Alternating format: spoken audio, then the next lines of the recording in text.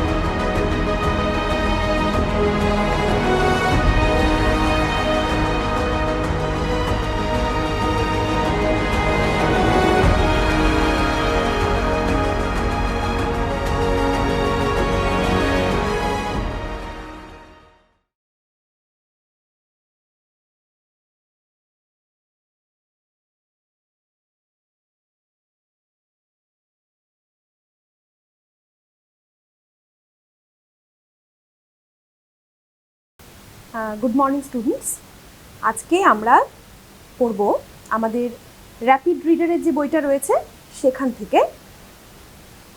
এইখানে আমরা আজকে যে প্রোজ সেকশনটা পড়ব সেটা তোমাদের এখানে দেখো, chapter 2 As You Like It. ঠিক আছে, তো অ্যাজ ইউ লাইক ইট প্রথমে আমরা জেনে নিই যে অ্যাজ ইউ লাইক ইটের লেখক কে, বা আমরা গল্পটা যে অংশ থেকে পড়ছি সেই অংশের রচয়িতাকে সেটা একটু জেনে নিই। প্রথমত এই যে অ্যাজ ইউ লাইক ইট, এটা হচ্ছে একটা প্লে হচ্ছে নাটক। এই নাটকের 5টা অঙ্ক রয়েছে, অ্যাক্ট 1, অ্যাক্ট 2, অ্যাক্ট 3 এভাবে।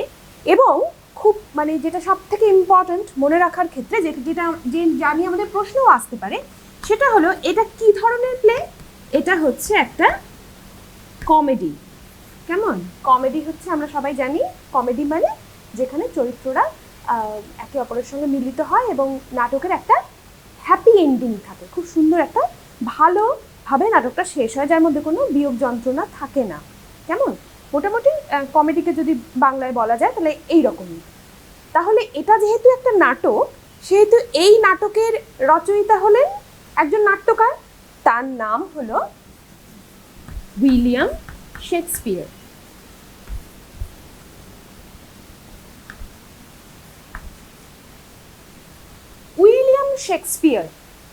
উইলিয়াম শেক্সপিয়ার এই নামটি ইংরেজি সাহিত্যে অত্যন্ত গুরুত্বপূর্ণ একটা নাম, এবং যদি ওনার সম্পর্কে দু একটি কথা আমাদের জানতে হয়, তার মধ্যে সব থেকে ইম্পর্টেন্ট কথা হলো যে আমি বললাম এক্ষুনি যে একজন গ্রেটেস্ট অল টাইম গ্রেটেস্ট একজন ইংলিশ প্লে রাইট, নাট্যকার, একজন কবি, একজন অভিনেতা, এবং তার যে সাহিত্য কীর্তি শুধুমাত্র নাটক লেখার মধ্যেই সীমাবদ্ধ নয়। তার সাহিত্য কীর্তি এটা ছাড়িয়েও কিন্তু তিনি অনেকগুলো সনেট লিখেছেন, লং পোয়েমস লিখেছেন। হ্যাঁ, তো এবং একজন শুধু নাট্যকারই নয়, তিনি একজন অ্যাক্টরও। তিনি কিন্তু তার নাটকের জীবন শুরু হয়েছিল তার অভিনয়ের হাত ধরেই, এবং সেখান থেকেই অভিনেতা থেকেই আস্তে আস্তে তিনি একজন নাট্যকার হয়ে ওঠেন। এবং তাকে বলা হয় বার্ড অফ অ্যাভন। অ্যাভন হচ্ছে নদী, এবং এর তীরে হচ্ছে অবস্থিত একটা ছোট্ট জনপদ যার নাম স্ট্র্যাটফোর্ড। তো সেখানেই স্ট্র্যাটফোর্ড আপন অ্যাভনে শেক্সপিয়ারের জন্ম, এবং তার সম্পর্কে যেটুকু জানা যায় যে 1564 হচ্ছে তার জন্মসাল, এবং 1616 অবধি তিনি বেঁচে ছিলেন। এখন শেক্সপিয়ার এতটাই একজন গুরুত্বপূর্ণ মানুষ যে এত বছর আগে তার লেখালেখি নিয়ে কিন্তু আজও চর্চা হয়, এবং তোমরা জেনে আশ্চর্য হবে যে পৃথিবীর প্রায় প্রতিটি ভাষাতেই কিন্তু শেক্সপিয়ারের নাটক অনুবাদ করা হয়েছে, এবং এখনো কিন্তু আমাদের সাহিত্যের জগতেই হোক বা সিনেমা হোক বা নাটক হোক, সব জায়গায় কিন্তু আমরা শেক্সপিয়ারের একটা অনুপ্রেরণার জায়গা সবসময় দেখতে পাই। কখনো কখনো তার নাটক থেকে ডিরেক্টলি তার নাটক অভিনয় হয়, বা নাটকের গল্প থেকে অনুসরণ করে নতুন ধরনের সিনেমা তৈরি হয়, চিত্রনাট্য লেখা হয়। তো এই সমস্ত দিক থেকে উইলিয়াম শেক্সপিয়ার খুব গুরুত্বপূর্ণ মানুষ। কিন্তু আমরা আমাদের এই বইটিতে যে অংশটা পড়বো সেটা হচ্ছে দেখবে এই কমেডি থেকে, এই প্লে থেকে, এই নাটক থেকে একটা গল্পের রূপ দান করা হয়েছে, একটা স্টোরি তৈরি করা হয়েছে। কেমন? এই স্টোরিটা কে তৈরি করলেন তাহলে? এই স্টোরিটা তৈরি করলেন Charles Lamb and Mary Lamb. এরা দুই ভাই বোন, এবং এরা কি করলেন, এরা একটা নতুন বই লিখলেন। সেই বইটার নাম দিলেন টেলস ফ্রম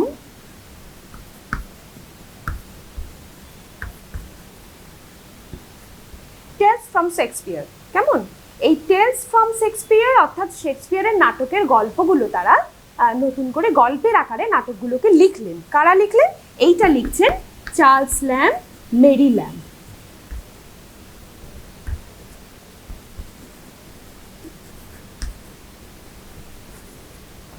মনে থাকবে তাহলে? তাহলে এইটা হচ্ছে একটা নাটক, যে নাটকটা লিখেছেন উইলিয়াম শেক্সপিয়ার, এবং এই নাটকেরই গল্পের রূপ দান করেছেন চার্লস ল্যাম্ব, মেরি ল্যাম্ব, যাদের টেলস ফ্রম শেক্সপিয়ার নামক বইটি থেকেই আমাদের এখানে এই এক্সার্প্টটি, এই ছোট্ট অংশটি, প্রোজ সেকশনটি তুলে নেওয়া হয়েছে। এবার যেটা বলার সেটা হলো যে এই যে নাটকটা, এই নাটকটি সম্বন্ধে কিছু দু একটি কথা আমরা একটু জেনে নিই। অ্যাজ ইউ লাইক ইট আমরা প্রথমেই বললাম যে এটা একটা হচ্ছে কমেডি, এবং এটা কি ধরনের কমেডি? এটাকে বলা হচ্ছে প্যাস্টোরাল কমেডি। কেমন? তাহলে মানেটা বুঝে নিই। প্যাস্টোরাল কমেডি মানে হচ্ছে এমন এক ধরনের নাটক যা মূলত লেখা হবে, একটা ড্রামাটিক একটা ফর্ম থাকবে, তার একটা নাটকীয় রূপ থাকবে অবশ্যই। হ্যাঁ, প্যাস্টোরাল কমেডি মানে তো ড্রামাটিক নাটক হতেই হবে। তার সঙ্গে সঙ্গে হতে হবে যেটা, সেটা হলো হ্যাপি ইন আউটকাম। নাটকের শেষটা কেমন হবে? আমি একটু আগেই বললাম, একটা হ্যাপি এন্ডিং থাকবে, একটা আনন্দ, একটা সুখের অনুভূতি তৈরি হবে। এবং এই প্যাস্টোরাল শব্দটা মানে হচ্ছে, এটা খানিকটা একটা বলা যেতে পারে যে ম্যারেজ, কোর্টশিপ, হ্যাঁ, বিয়ে, একটা জঙ্গলের মধ্যে একটা বিয়ে অনুষ্ঠিত হবে এবং সেখানে যারা যোগদান করবে তারা ওই জঙ্গলের অধিবাসী হবে। এইরকম একটা পরিবেশ যখন ক্রিয়েট করা হয়, যেখানে অনেক শিপস থাকবে, শেফার্ডস থাকবে। শেফার্ডস কারা? শেফার্ডস হচ্ছে যারা পশুপালন করে। কেমন? যারা ভেড়া বা মোষ এগুলোকে চড়াতে নিয়ে যায় তাদেরকে আমরা বলি শেফার্ড। তাহলে এদের মধ্যে কি কি জিনিস থাকবে? আমি বললাম প্যাস্টোরাল কমেডি হতে গেলে এর মধ্যে একটা ম্যারেজ ইন দ্য ফরেস্ট হতে হবে। একটা বিয়ের মতো একটা আনন্দ অনুষ্ঠান, যেটা ঘটবে কোথায়? একটা জঙ্গলের ভেতরে। সেখানে কোর্টসের কথা থাকবে, রাজসভার কথাও থাকবে। রাজসভার কথা থাকার পাশাপাশি আরও যেগুলো থাকবে সেটা হলো, আমি বললাম শিপস থাকবে, ভেড়া থাকবে, তার সঙ্গে শেফার্ডস থাকবে। শেফার্ডস অর্থাৎ মেষপালক, এরাও থাকবে। এই সবাইকে নিয়ে একসাথে তৈরি হবে সাহিত্যের একটা নতুন জনরা, এবং এদেরকে নিয়ে লেখাটা যখন তৈরি হবে তখন আমরা তাকে নাম দেব প্যাস্টোরাল কমেডি। কেমন? এই যে প্যাস্টোরাল কমেডি, এইটাও হচ্ছে, এই নাটকটা পড়েও আমরা তাহলে দেখবো এবার কেমন করে এই অ্যাজ ইউ লাইক ইট নাটকটি তৈরি হলো এবং এর চরিত্রই বা কারা। এখানে মূল চরিত্র হিসেবে আমরা পাবো দুই বোনকে, একজন হলো রোজলিন্ড, আরেকজন হলো সিলিয়া। শেক্সপিয়ার এই যে নাটকটা লেখার পেছনে একটা মজার গল্প আছে।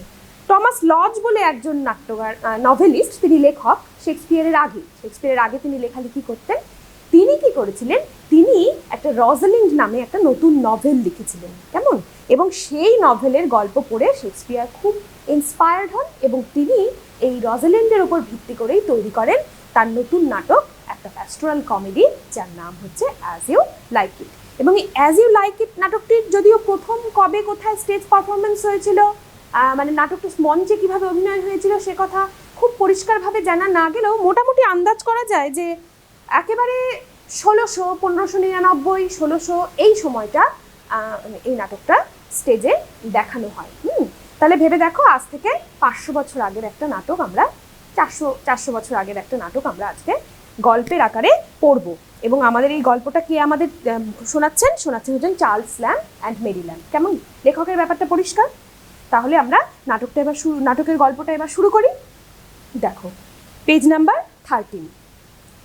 The story begins at a time when France was divided into provinces or dukedoms. আমাদের এই গল্পের সময়কাল তখন দেখা যাচ্ছে যে এই সময় ফ্রান্স, অর্থাৎ ফ্রান্সে এই নাটক, কিন্তু এই নাটকের সেটিংটা কোথায় রাখা হয়েছে? কোন দেশে? ফ্রান্সে। এবং ফ্রান্স তখন অনেকগুলো প্রভিন্সেস মানে প্রদেশ, আর ডিউকডমস মানে হলো রাজ্য। কেমন? এইগুলোতে ভাগ ছিল, মানে একটা দেশ তখন বিভিন্ন প্রদেশ এবং রাজ্যে বিভক্ত ছিল।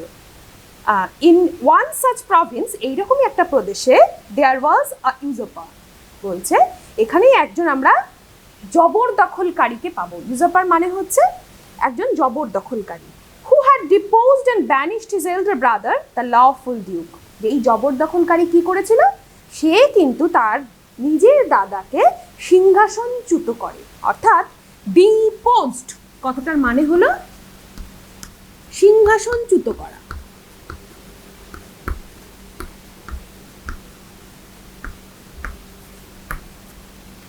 তার দাদাকে সিংহাসন থেকে সরিয়ে and banished his elder brother, এবং শুধু সিংহাসনচ্যুতই করে না, সে কিন্তু তার দাদাকে ব্যানিশও করে তার রাজ্য থেকে। কেমন, মানে শুধু সিংহাসনচ্যুত করেই সে ক্ষান্ত হয়নি, সে তার দাদাকে সেখান থেকে নির্বাসনেও পাঠিয়ে দিয়েছে, মানে একেবারে রাজ্যের বাইরে, রাজ্যের মধ্যে যাতে দাদা কোনোভাবেই থাকতে না পারে সে ব্যবস্থা সে সম্পূর্ণ করেছে।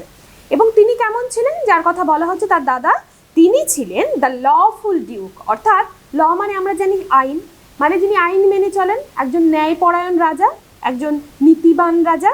এইরকম একজন রাজাকে সিংহাসনচ্যুত করে এবং তাকে রাজ্যের বাইরে বের করে দিয়ে তার ভাই সিংহাসন দখল করে। এরকমই একটা ফ্রান্সের একটা ছোট্ট রাজ্যের কথার গল্প এখানে উঠে এসছে। The duke who was driven away from his kingdom by his younger brother. তাহলে আমাদের যিনি রাজা, মানে যিনি সত্যিকারের রাজা, তিনি এখন কোথায় তাহলে? তিনি কিন্তু তার নিজের রাজ্য থেকেই বিতাড়িত হয়ে, তার ভাই, নিজের ছোট ভাই তাকে বিতাড়ন করেছে। এই অবস্থায় তিনি গিয়ে আশ্রয় নিয়েছেন, পালিয়ে গিয়ে কোথায় তাহলে? রাজ্যের বাইরে। Retired to the forest of Arden. এইটা আমাদের মনে রাখতে হবে, রাজা সিংহাসনচ্যুত হওয়ার পর গিয়ে আশ্রয় নিচ্ছেন কোথায়?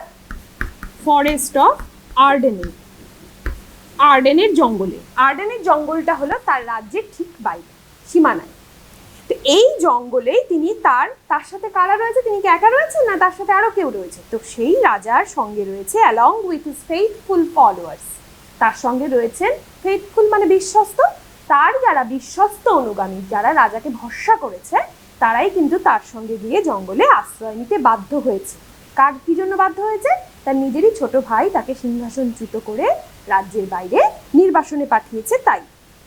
These people soon got accustomed to the lazy life of the forest.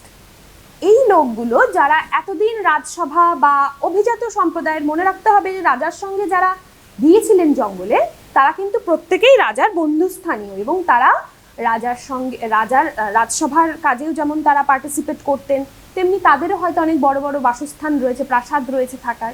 সেই সমস্ত কিছু ছেড়ে তারা জঙ্গলে গিয়ে আছেন, এবং জঙ্গলে গিয়ে দেখা যাচ্ছে খুব তাড়াতাড়ি তারা অ্যাকাস্টমড হয়ে উঠছেন এই জঙ্গলে।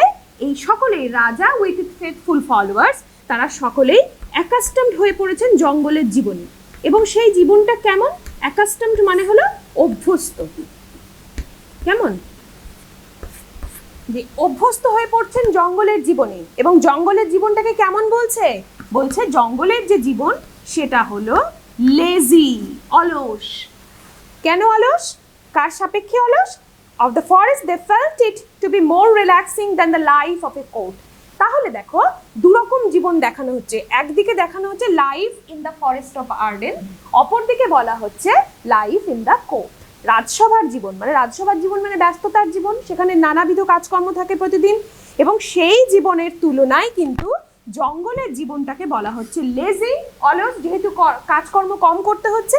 এবং জঙ্গলের জীবনটা হলো অনেকটাই রিল্যাক্সিং। রিল্যাক্সিং মানে কি?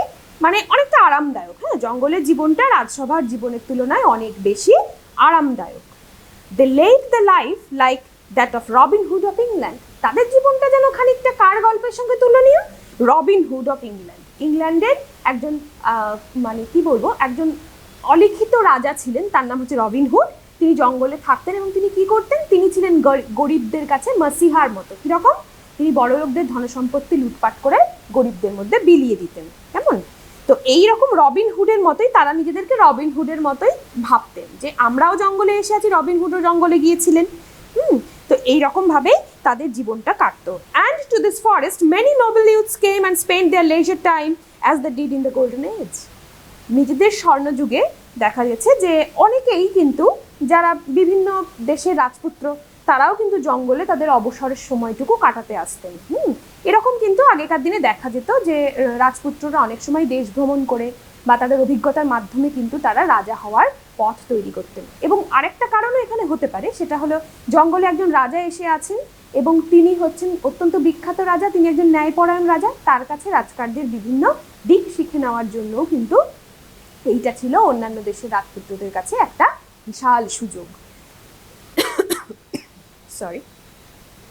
In summer, they took rest under the shade of the trees, watching the playful sport of the forest deer. এই জঙ্গলের জীবন নিয়ে একটা প্রশ্ন আসে আমাদের, কেমন যে রাজা এবং তার পারিষদরা অর্থাৎ তার অনুগামীরা তারা জঙ্গলের জীবনটা ঠিক কিভাবে কাটাতেন। তাই এই প্যারাগ্রাফটা কিন্তু ভীষণ গুরুত্বপূর্ণ, ভালো করে বুঝে এবং এটা মুখস্থও করতে হবে প্রশ্নের উত্তরের আকারে। সামার যখন গ্রীষ্মকাল চলতো, they took rest under the shade of the trees watching the playful sports of the forest deer. বলছেন যে এই যে গ্রীষ্মকাল, এই গ্রীষ্মকালের সময়টা আমরা সবাই জানি ইংল্যান্ড হচ্ছে শীতের দেশ এবং সেখানে গ্রীষ্মটা হচ্ছে ভীষণ আনন্দের একটা ঋতু। এই সময় তারা গাছের ছায়ায় বসে কি দেখতেন যে জঙ্গলের হরিণরা কেমন করে খেলে বেড়াচ্ছে।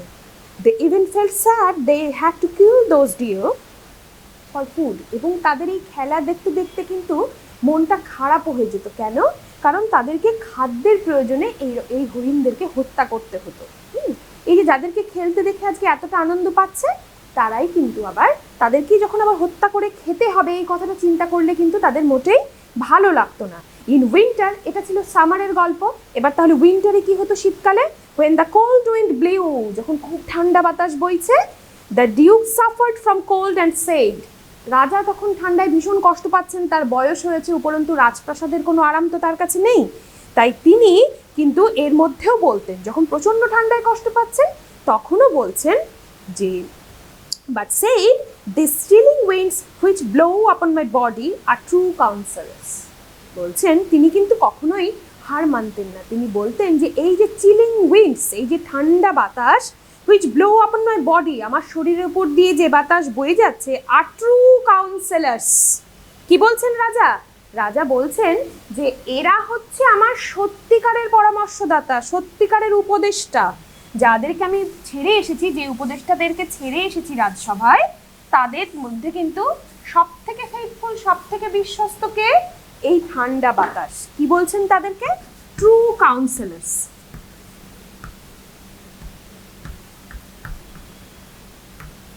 এরা হচ্ছে সত্যিকারের উপদেষ্টা, মানে যারা উপদেশ দেন রাজাকে। কেমন?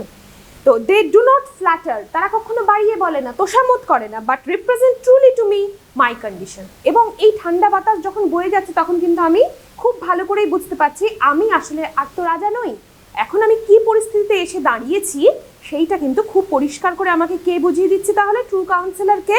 ট্রু কাউন্সিলর হচ্ছে কোল্ড এয়ার বা উইন্ড। বলছে এই যে ঠান্ডা বাতাস, এই বাতাস কিন্তু আমাকে খুব ভালো করেই আমার পরিস্থিতিটা বুঝিয়ে দিচ্ছে। অ্যান্ড দো দে বাইট শার্পলি, যদিও ঠান্ডার এতটাই ঠান্ডা যে আমার শরীরে প্রায় কেটে যাওয়ার উপক্রম, মানে এত তীক্ষ্ণতা রয়েছে, ধারালো একটা ঠান্ডা। Their truth is nothing like as keen as that of unkindness and ingratitude. বলছে কিন্তু এই যে ঠান্ডা বাতাস, এই যে কোল্ড এয়ার বা উইন্ড, সেই যে ঠান্ডা বাতাস রয়েছে তাদেরও যেন ধার অতটা বেশি নয়। কাদের মতো বেশি নয়? বলছেন ইনগ্র্যাটিটিউডের মতো। আনকাইন্ডনেস অ্যান্ড ইনগ্র্যাটিটিউড, আনকাইন্ডনেস অ্যান্ড ইনগ্র্যাটিটিউড।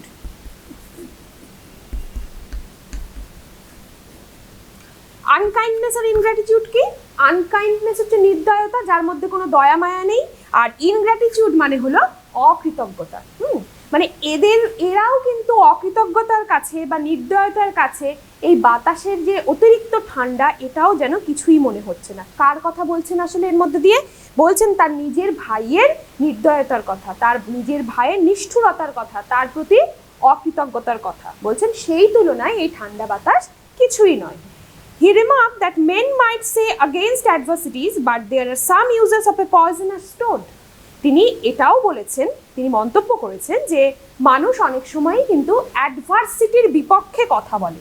আমরা এর আগের টেক্সটেও অ্যাডভার্সিটি মানেটা জেনেছিলাম, যখন আমরা অ্যাডভার্সিটি মানে হলো প্রতিকূলতা, মানে যে অবস্থাটা আমার ফেভারে নেই, আমার অনুকূলে নেই। হ্যাঁ, তো এইরকম প্রতিকূলতার কথা মানুষ কিন্তু প্রতিকূলতার বিপক্ষেই কথা বলে, কেউ কিন্তু প্রতিকূলতাকে নিজের জীবনে চায় না।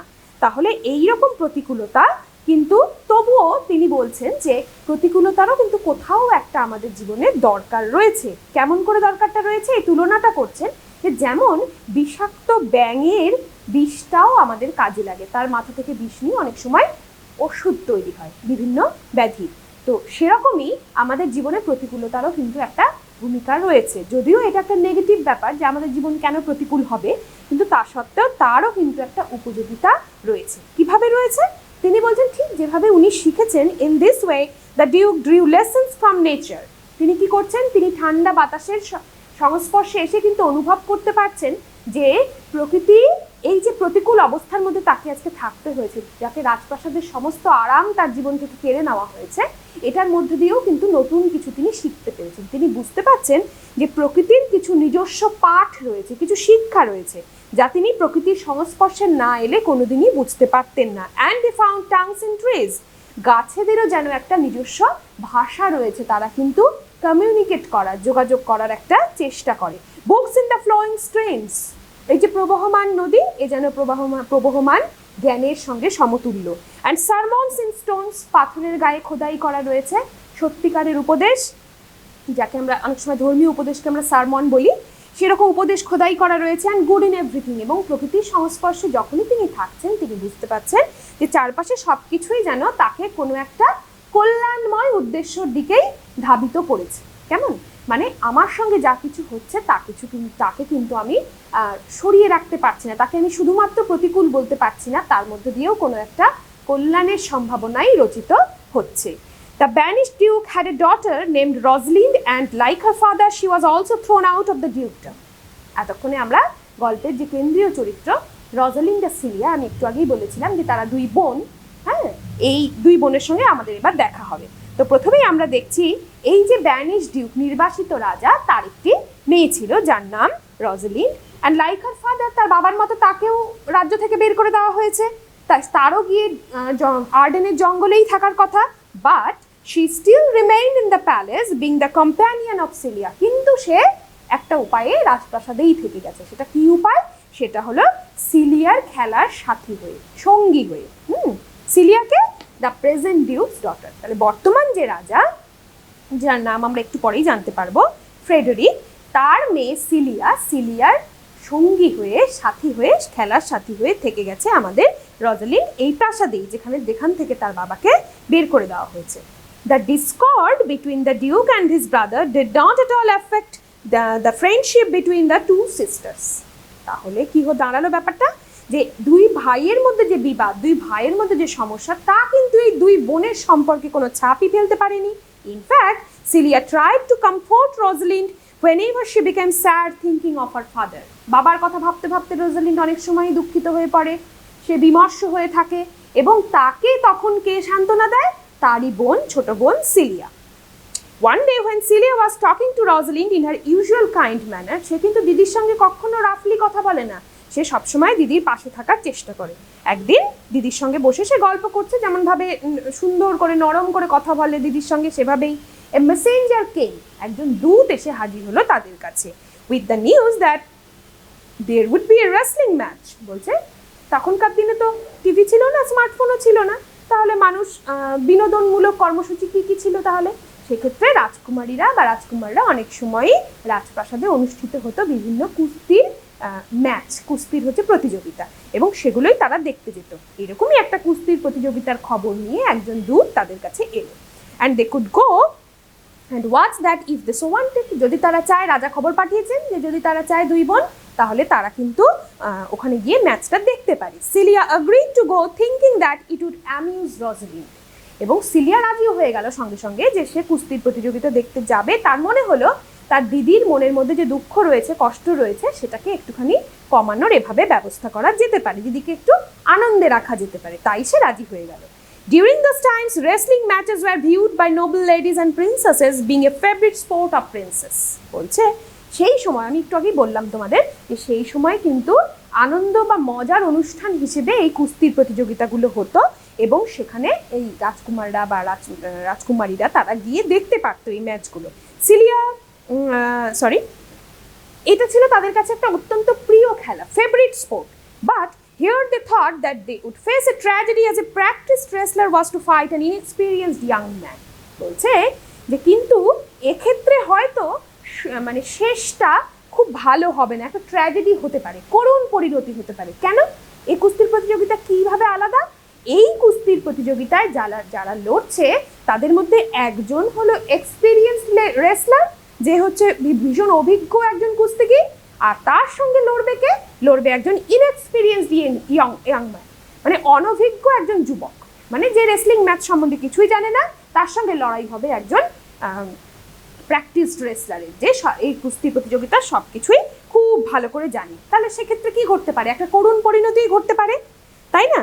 When the Duke saw that both the ladies had come to watch such an uneven match, রাজা তখন দেখতে পেলেন এই দুই তরুণী এসে হাজির হয়েছে ম্যাচ দেখার জন্য, যদিও এটা একটা আনইভেন ম্যাচ, একটা অসম প্রতিযোগিতা between A practised wrestler and a young man, একজন অভিজ্ঞ কুস্তিগীর এবং তার সঙ্গে একজন অনভিজ্ঞ অল্প বয়সী যুবক। The Duke asked them to dissuade the young man from fighting. তিনি তাদেরকে দেখা মাত্রই বললেন, কাদেরকে? সিলিয়া আর রজালিন্ডকে দেখা মাত্রই বললেন যে তোমরা এক্ষুনি এই ছেলেটিকে থামাও, ওকে বিরত করে এইরকম একটা অসম প্রতিযোগিতায় নাম দিতে যেন কিছুতেই না যায়। At first, Celia tried to resist the youth from taking up such an unequal challenge. প্রথমে কে চেষ্টা করলো? সিলিয়া দিয়ে খানিকটা বোঝালো খুব ছেলেটিকে যে না, এরকম একটা অসম প্রতিযোগিতায় তুমি নাম দিও না, তোমার এর ফলে ক্ষতি হয়ে যেতে পারে। এবং তারপর কে চেষ্টা করলো?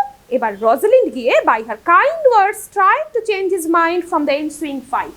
এই যে প্রতিযোগিতা ঘটতে চলেছে, যে আসন্ন একটা প্রতিযোগিতা, এইরকম একটা প্রতিযোগিতা থেকে ওই ছেলেটিকে বেরিয়ে আসার জন্য, তাকে সরে থাকবার জন্য, বিরত করার জন্য কিন্তু তারপর সিলিয়ার পরে চেষ্টা করলো আমাদের রজালিন্ড।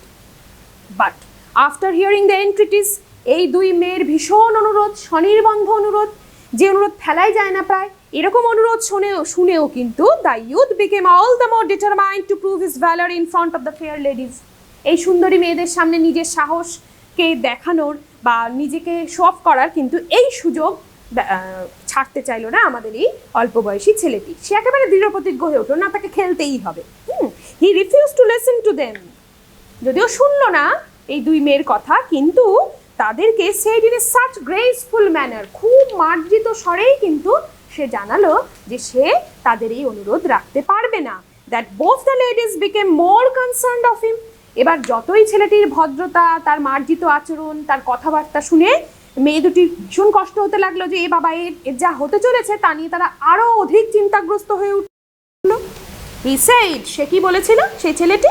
I am sorry to deny such fair in beautiful ladies anything. বলছে এত সুন্দরী এবং খুব ভালো দুজন মেয়েকে আমি কিন্তু মানে তাদের অনুরোধ যে রাখতে পারছি না, এইটা খুব খারাপ লাগছে আমার।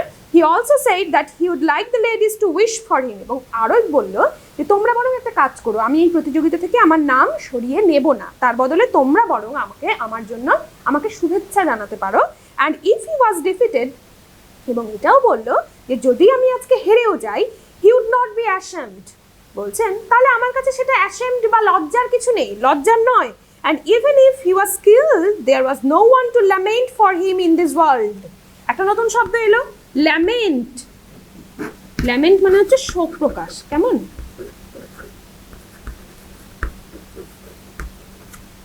বলছে যে আজকে যদি আমি হেরেও যাই তাতে কোনো দুঃখ নেই, আমার লজ্জাও নেই, কিন্তু যদি আমাকে মেরেও ফেলা হয়, he was killed, যদি মেরে ফেলা হয়, there was no one, বলছে এমন কেউ নেই যে আমার জন্য শোক করবে। কেমন? এই পৃথিবীতে আমি একেবারে সম্পূর্ণ একা। He said that he was only a person who filled up a space in this world and it would be better supplied if he vacated his space. এবং তার যে চিন্তা ভাবনা, তার নিজের জীবন নিয়ে যে চিন্তা ভাবনা, সেটা কিন্তু এই দুটি মেয়ের সামনে খুব সুন্দর করেই তুলে ধরলো। বলল যে আমি যদি আজকে নাও থাকি, আমি এতটাই তুচ্ছ একজন মানুষ বা আমার জীবনের কোনো মূল্যই কারো কাছে নেই যে আমি যদি আজ পৃথিবী ছেড়ে চলেও যাই, পৃথিবীতে কিন্তু সেটা শূন্যস্থান হিসেবে পড়ে থাকবে না, সেখানে কেউ না কেউ ঠিক এসে হাজির হবে এই শূন্যস্থানকে পূরণ করার জন্য। কেমন? এই কথা শোনার পরে তাহলে এই দুটি মেয়ের কি অনুভূতি হতে পারে? তারা তো ছেলেটির জন্য আরও কষ্ট পেতে লাগলো। The wrestling match began. এইবার আস্তে আস্তে কুস্তির সময় হয়ে এলো। Celia wish that the youth would not be hurt during the bout. Celia মনে প্রাণে চাইতে লাগলো, মানে প্রে করতে লাগলো ঈশ্বরের কাছে যে কোনোভাবেই যেন ছেলেটির কোনো আঘাত আজকে না লাগে। But Rosalind was more concern. কিন্তু সিলিয়ার থেকেও দেখা গেল রজালিন্ড আরও বেশি চিন্তিত হয়ে পড়েছে। She had an inclination towards হিম। বলছে ছেলেটির কথা তার ভীষণ ভালো লেগেছে। কেন ভালো লেগেছে? Because she felt PT for his friendless condition. তার মনে একটা করুণা এসেছে। কেন করুণা এসছে? বলে ছেলেটির যে আজকে ফ্রেন্ডলেস একটা অবস্থা, একটা বন্ধুহীন যে পরিস্থিতি, এই পরিস্থিতিটা কিন্তু রজালিন্ড চেনে। কেমন করে চেনে? কারণ সেও তো তার বাবাকে, তাকে ছেড়ে থাকতে হচ্ছে, তার বাবাকে নির্বাসন দেওয়া হয়েছে এবং এখানে কাকা কি করেছে? বাবাকে সরিয়ে দিয়ে সিংহাসন দখল করেছে। তাহলে ধরেই নেওয়া যেতে পারে যে কাকার সঙ্গে কিন্তু তার খুব একটা মধুর সম্পর্ক নয়। এবং রজালিন্ডের আজকে রাজপ্রাসাদের যে অবস্থা, সিলিয়া ছাড়া কিন্তু তার আর কেউই নেই যার সাথে সে মনের দুঃখটা ভাগ করে নিতে পারে। তাই এই বন্ধুহীন অবস্থাটা কিন্তু রজালিন্ড খুব ভালো করে অনুভব করতে পারলো বলেই ছেলেটির প্রতি তার সহানুভূতি কিন্তু সিলিয়ার চেয়েও বেশি হলো। It seemed that she had almost fallen in love for him. মনে হলো দেখে ছেলেটিকে যেন সে প্রথম দেখাতে ভালো লেগে গেছে তার। এই যে ভালো লেগে যাওয়া এবং প্রথম দর্শনেই প্রেম, লাভ এট ফার্স্ট সাইট, এইটা হচ্ছে প্রথম দর্শনেই যে প্রেম, সেই প্রেমটা হচ্ছে শেক্সপিয়ারের নাটকের একটা গুরুত্বপূর্ণ বৈশিষ্ট্য, বিশেষ করে কমেডি। কেমন? কমেডিতে আমরা বেশিরভাগ ক্ষেত্রেই দেখতে পাবো যে যারা নায়ক নায়িকা তাদের মধ্যেই কিন্তু একটা লাভ এট ফার্স্ট সাইট বা প্রথম দর্শনেই প্রেমের একটা অনুভূতি তৈরি হয়।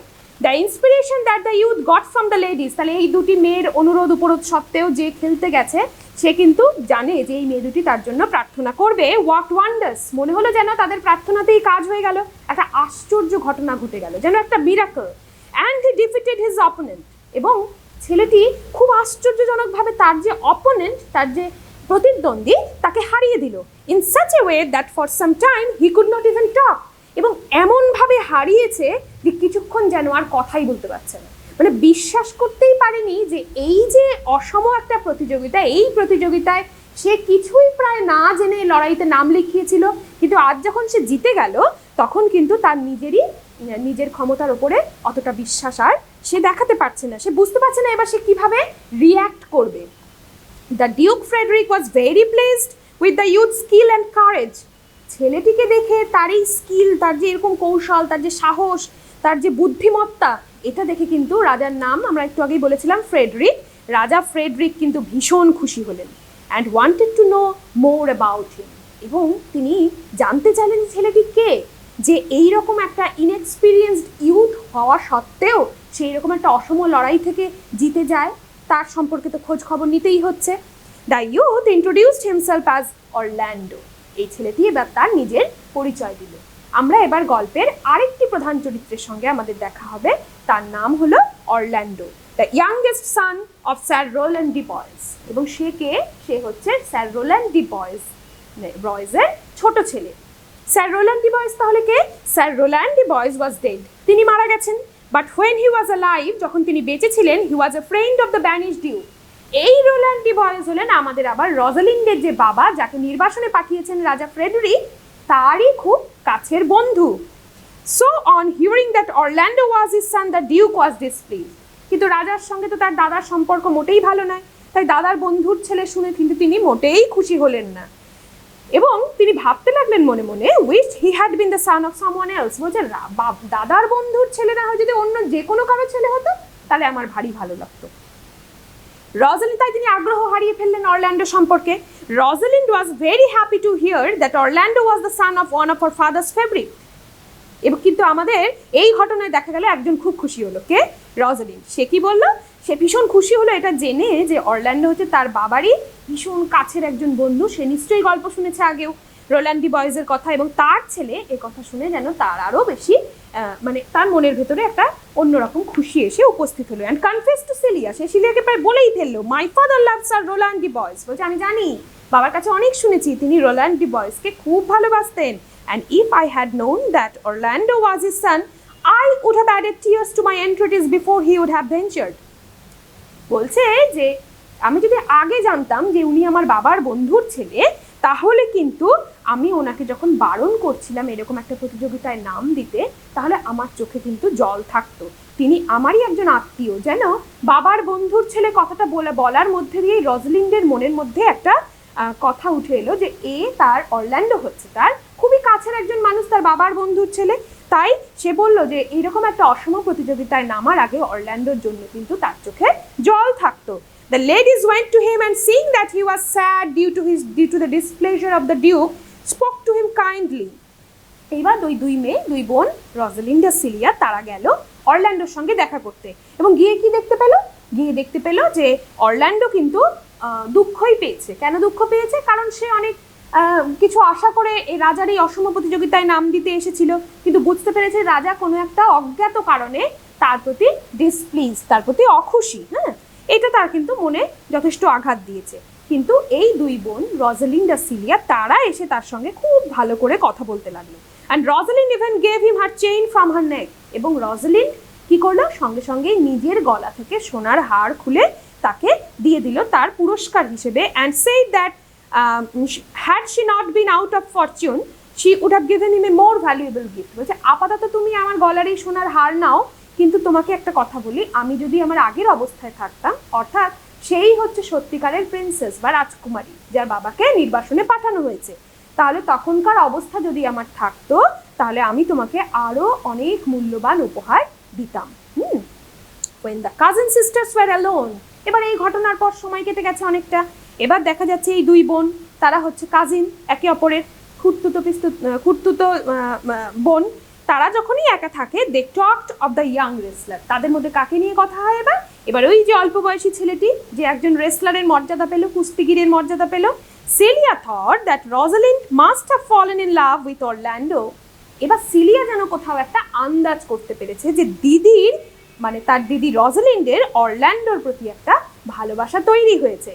অ্যান্ড শি সেড, সে বলেছে, is it possible that you should fall in love so suddenly? সে কিন্তু ভীষণ বুদ্ধিমতী, সেও প্রশ্ন করছে যে এইটা কি খুব অস্বাভাবিক নয়, এই যে হঠাৎ করে প্রেমে পড়ে যাওয়াটা? রজলিন্ড তখন তাকে কি বলেছে?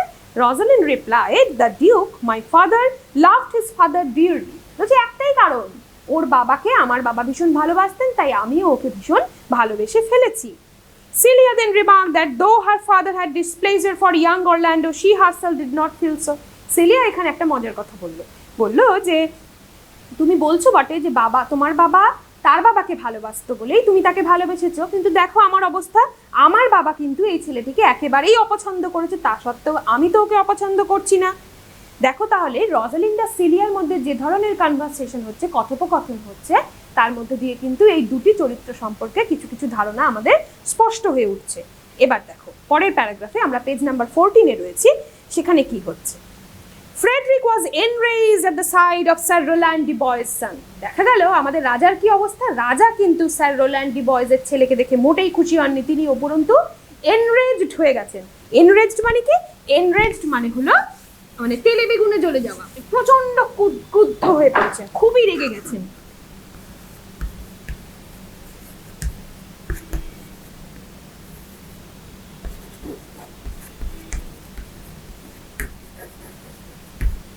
ভীষণ রকম রেগে গেছেন আমাদের অরল্যান্ডোকে দেখে, অরল্যান্ডোর প্রতি তিনি মোটেই খুশি নন, এবং তিনি কি বলছেন যে এবং তার রাজা তার বন্ধুরা, it reminded him of the many friends of the banish duke, এবং অরল্যান্ডোকে দেখা মাত্রই তার মনে পড়ে গেছে রাজার যে আরও অনেক বন্ধু ছিল, তার দাদার কথা বলছে, তার যে আরও অনেক বন্ধু ছিল তাদের কথা মনে পড়ে গেছে। হি ওয়াজ lately displeased with Rosalind as she was praised for her virtues and the people pitied her for her father. যখন মনের মধ্যে আমাদের ঘৃণা আসে না, তখন আমরা খুঁজে খুঁজে সেই সমস্ত মানুষদের কথা ভাবি যাদের প্রতি আমাদের রাগ রয়েছে, ঘৃণা রয়েছে।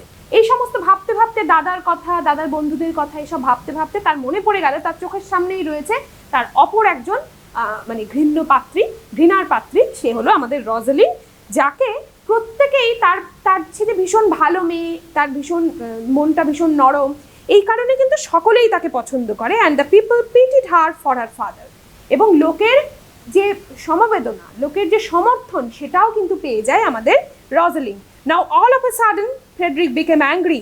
হঠাৎ করে এই সমস্ত কথা চিন্তা করে রাজার প্রচণ্ড রাগ হয়ে গেল। And he entered the room of the ladies, তিনি চলে এলেন এই দুই মেয়ের ঘরে। While they are still discussing about Orlando, এবং ওখানে তারা কি করছে তখন, তখন কিন্তু দুই বোনে মিলে অরল্যান্ডোকে নিয়েই গল্প করছে। সো হি অর্ডার্ড রজালিন, তিনি রেগে মেগে চলে এলেন মেয়ের ঘরে এবং সেখানে এসেই তিনি হুকুম দিলেন যে রজালিন্ডকে to join her father in the forest. আজকেই রজালিন্ডকে বেরিয়ে যেতে হবে রাজপ্রাসাদ ছেড়ে এবং গিয়ে তার বাবার কাছে গিয়ে সে থাকুক জঙ্গলে।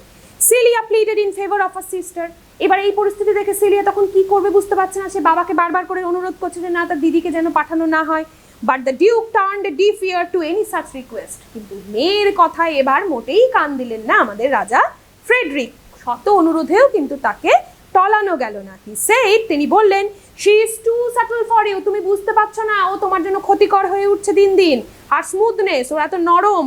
হার ভেরি সাইলেন্স, এই যে চুপ করে থাকা, অ্যান্ড হার পেশেন্ট স্পিক, খুব ধৈর্য ধরে কথা বলা, টু দ্য পিপল, লোকেদের সঙ্গে মেলামেশার ক্ষেত্রে যে যে কোড অফ কন্ডাক্ট আমাদের রজালিন্ড ফলো করে, অনুসরণ করে, সেইটা কিন্তু দে পিটি হার। লোকজনের সমর্থন তার দিকেই থাকবে। লোকের করুণা, ভালোবাসা সবকিছু পাচ্ছে কে? সিলিয়ার বদলে পাচ্ছে আমাদের Rosalind. You are a fool to plead for her. তুমি বোকা, তাই ওর জন্য অনুরোধ করছো। For you will see more bright and virtuous when she is gone. তুমি বুঝতে পারছো না, ও চলে গেলেই লোকে তোমাকে বেশি পছন্দ করবে, তোমার কথাই শুনবে। Therefore don't speak for her. বলছে এই আমি তোমাকে যা বললাম এই কথা চিন্তা করে তুমি কিন্তু ওর জন্য আর একটি কথাও বলো না, ওর হয়ে তুমি আমাকে আর একটি অনুরোধও করবে না। And the decision that I have taken is irrevocable. এবং তিনি কি বললেন? তিনি বললেন যে আমি যা সিদ্ধান্ত নিয়েছি সেটা হচ্ছে ইররিভোকেবল, অর্থাৎ এই সিদ্ধান্তের কোনো নড়চড় হবে না, অপরিবর্তনীয়। এই আমার সিদ্ধান্ত যে রজালিন্ডকে প্রাসাদ ছেড়ে জঙ্গলে গিয়ে থাকতে হবে, এই সিদ্ধান্ত তোমার কোনো অনুরোধেই আমি পাল্টাবো না। এবং এই যে আমাকে তুমি কিন্তু ওর হয়ে আর অনুরোধ করবে না, কারণ রজালিন্ড যদি এখানে থাকে তাহলে তুমি কোনোদিনই আমাদের রাজ্যের লোকেদের সমর্থন পাবে না। প্রত্যেকেই রজালিন্ডকেই পছন্দ করবে এবং সিলিয়াকে কিন্তু সে কেউই সেই জায়গাটা দেবে না। তাহলে আজকে আমরা যে অংশটা পড়লাম এই দুটো পাতায়, এর মধ্যে দিয়ে বেশ কতগুলো প্রশ্ন আমাদের কিন্তু এখান থেকে আসতে পারে। যেমন আমি একটু আগে বড় প্রশ্ন হিসেবে আলোচনা করলাম যে আর্ডেনের জঙ্গলে রাজা এবং তার ফলোয়ার্সদের, তার অনুসরণকারীদের, অনুগামীদের জীবনযাত্রা কেমনভাবে চলতো সে ব্যাপারে একটা বড় প্রশ্ন আসতে পারে। এখান থেকে রজালিন্ড এবং সিলিয়ার চরিত্র সম্পর্কেও প্রশ্ন আসতে পারে, character of Rosalind, character of Celia, এরকম আসতে পারে।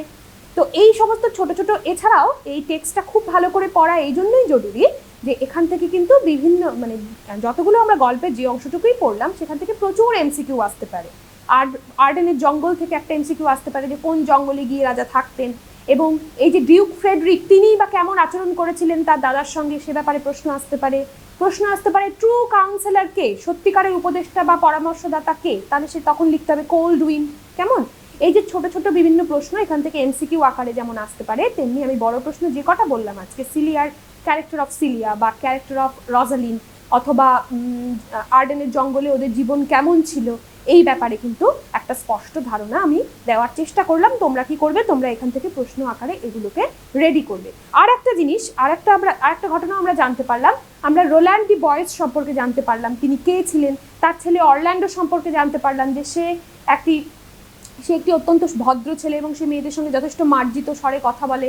তার মধ্যে রয়েছে একটা সুন্দর মন, যে ভাবতেও পারে তার সত্যিকারের পরিস্থিতি নিয়ে। তার জীবনে নিশ্চয়ই এমন কিছু ঘটেছে যার জন্য সে এরকম কথা বলছে। তার বাবা ছোটবেলায় মারা গেছে। তো এই অরল্যান্ডো সম্পর্কে যে তথ্যগুলো জানতে পেরেছি সেগুলোও কিন্তু অরল্যান্ডোর ক্যারেক্টারাইজেশন, তার চরিত্রের উপরে প্রশ্ন এলেও কিন্তু আমাদের লিখতে সহায়তা করবে। কেমন? তাহলে আমরা আজকে এই পর্যন্তই পড়লাম অ্যাজ ইউ লাইক ইটের এই সেকশন।